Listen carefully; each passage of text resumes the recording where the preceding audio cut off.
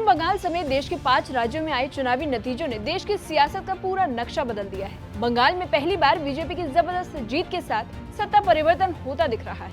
वहीं असम में भी पार्टी ने मजबूत वापसी कर ली है और इस ऐतिहासिक जीत के बाद दिल्ली में बीजेपी मुख्यालय जश्न में डूब गया, जहां प्रधानमंत्री नरेंद्र मोदी ने कार्यकर्ताओं को संबोधित किया। तो आइए समझते हैं पीएम मोदी के पूरे विजय भाषण का संदेश और उसके सियासी मायने।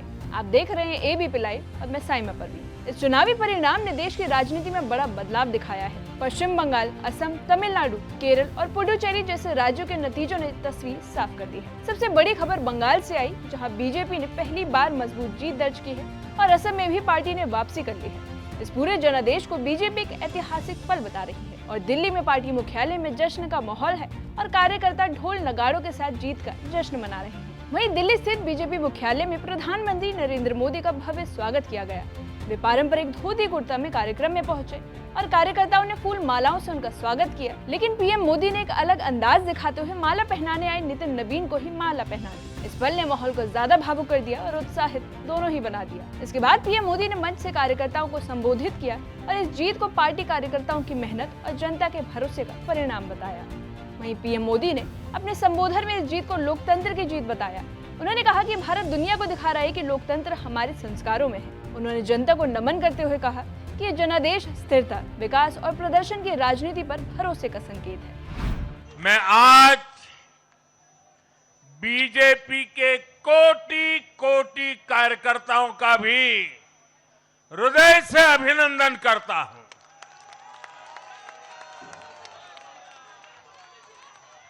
भाजपा के हर छोटे बड़े कार्यकर्ता ने एक बार फिर से कमाल कर दिया है, कमल खिला दिया है।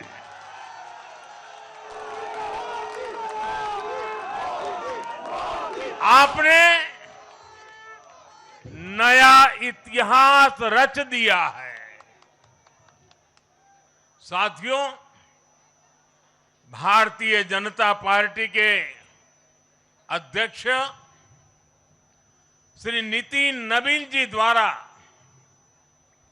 अध्यक्ष पद संभालने के बाद ये पहले विधानसभा चुनाव थे। इन चुनावों में पार्टी कार्यकर्ताओं का, हर कार्यकर्ता को उनका जो मार्गदर्शन मिला, वो मार्गदर्शन इस विजय में बहुमूल्य रहा है। वहीं पीएम मोदी ने बंगाल की जीत को ऐतिहासिक बताया और कहा कि ये सालों की मेहनत का परिणाम है। उन्होंने कहा कि गंगोत्री से गंगा सागर तक अब राजनीतिक बदलाव का नया अध्याय लिखा गया है। वहीं बंगाल में ये जीत जनता के विश्वास की जीत है। उन्होंने बीजेपी कार्यकर्ताओं की भूमिका को सराहा और कहा कि जिन्होंने कठिन परिस्थितियों में भी पार्टी के लिए काम किया, उनकी मेहनत आज रंग ले आई है और ये जीत बंगाल की जनता को समर्पित की गई है। बंगाल की जीत के साथ गंगोत्री से लेकर गंगा सागर तक कमल ही कमल खिला हुआ है। पीएम मोदी ने अपने भाषण में असम, पुडुचेरी, तमिलनाडु और केरल के मतदाताओं को धन्यवाद दिया। उन्होंने कहा कि कई राज्यों में मतदान के नए रिकॉर्ड बने हैं जो लोकतंत्र की मजबूती को दर्शाते हैं। खासकर महिलाओं की भागीदारी को उन्होंने भारतीय लोकतंत्र की उज्जवल तस्वीर बताया। पीएम मोदी ने कहा कि ये परिणाम पूरे देश के विश्वास को दर्शाते हैं और ये दिखाते हैं कि जनता प्रदर्शन आधारित राजनीति को प्राथमिकता देने लगी है। पश्चिम बंगाल में करीब 93% मतदान होना अपने आप में ऐतिहासिक रहा है। असम, तमिलनाडु, पुडुचेरी और केरल में भी मतदान के नए रिकॉर्ड बने हैं। इसमें भी महिलाओं की भागीदारी बहुत अधिक रही है।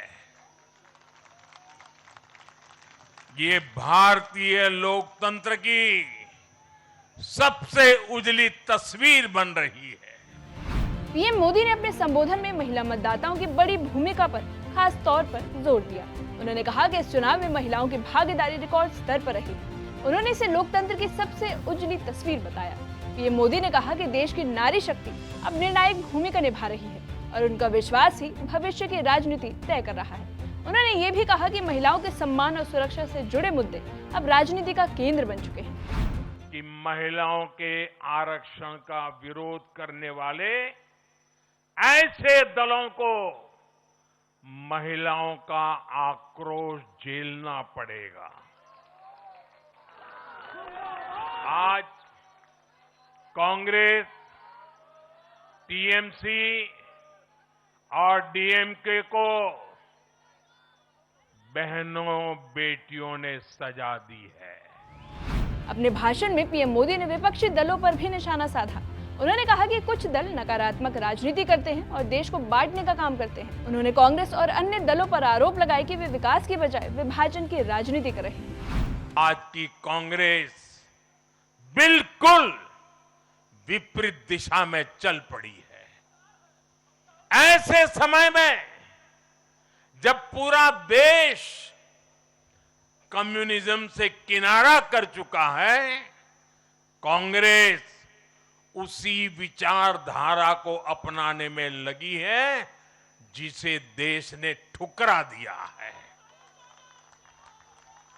जो माओवाद जंगलों में समाप्त हो रहा है, वो अब कांग्रेस में अपनी जड़ें मजबूत कर चुका है और इसलिए कांग्रेस अर्बन नक्सलियों का गिरोह बनती जा रही है। कांग्रेस को एक बात नहीं भूलनी चाहिए, जिस विचार को जनता ने ठुकराया उसे जो अपनाएगा जनता उसे भी ठुकराएगी।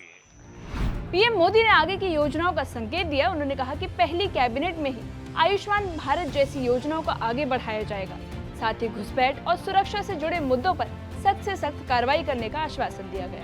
उन्होंने कहा कि सरकार का मकसद गरीबों, महिलाओं और युवाओं के लिए नई योजनाएं लागू करना है। पीएम मोदी ने कहा कि ये जीत एक नए भारत के निर्माण की शुरुआत है, जहां विकास और स्थिरता ही सबसे बड़ा एजेंडा होगा। इस पूरे विजय भाषण ने साफ कर दिया है कि बीजेपी इस जनादेश को केवल चुनावी जीत नहीं बल्कि एक बड़े राजनीतिक संदेश के रूप में देख रही है। पश्चिम बंगाल की ऐतिहासिक जीत से लेकर अन्य राज्यों के प्रदर्शन तक पार्टी इसे नए भारत के उदय के रूप में पेश कर रही है। पीएम मोदी का संदेश साफ है कि अब राजनीति विकास, स्थिरता और जनता के भरोसे पर चलेगी और इसी के साथ देश की सियासत एक नए मोड़ पर पहुंच गई है, जहां अगला अध्याय और भी दिलचस्प होने वाला है।